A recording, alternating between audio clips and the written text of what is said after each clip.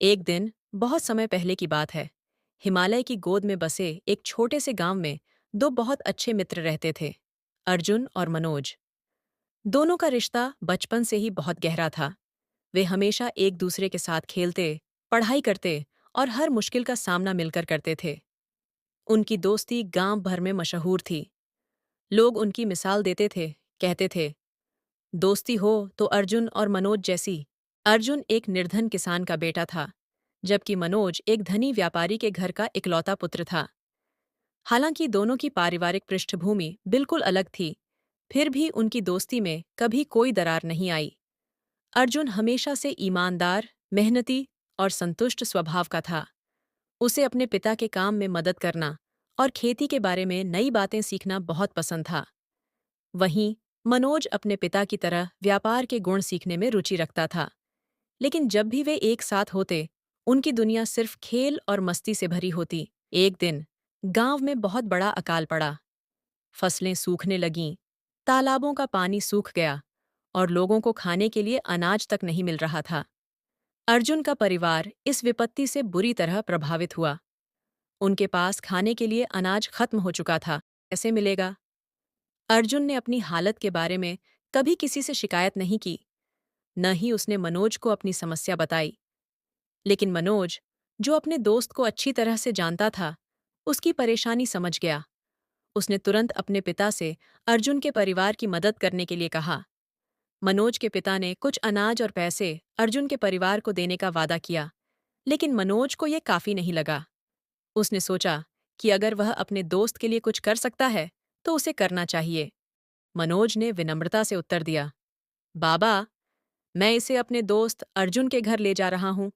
उसके घर में खाने को कुछ भी नहीं है और मैं उसकी मदद करना चाहता हूँ।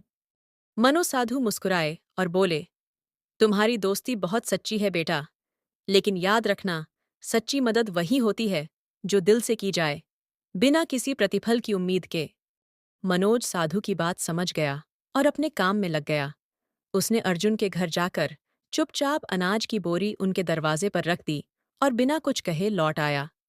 उसने सोचा कि उसकी मदद बिना बताए अर्जुन के परिवार तक पहुंच जाए।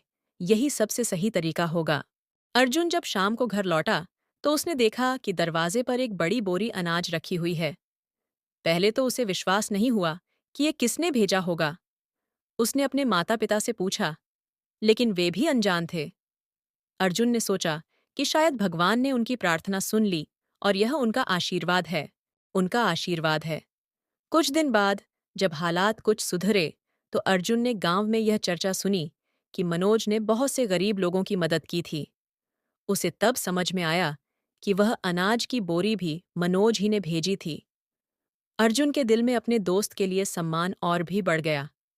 वह सीधा मनोज के घर गया और उसे गले लगाकर बोला, तुमने मेरी मदद करके मेरे लिए जो किया, उसके लिए मैं तुम्हारा सदा आभारी रहूंगा।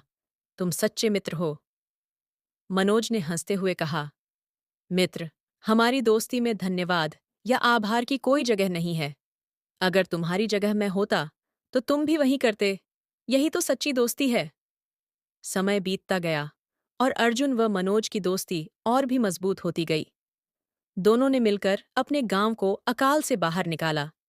अर्जुन की मेहनत और मनोज के व्यापारिक कौशल ने गांव को फिर से समृद्ध बना दिया।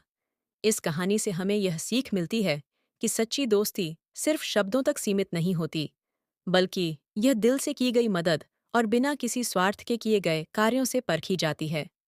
जब हम मनोज ने हंसते हुए कहा, मित्र, हमारी दोस्ती में धन्यवाद या आभार की कोई जगह नहीं है। अगर तुम्हारी जगह मैं होता, तो तुम भी वही करते। यही तो सच्ची दोस्ती है।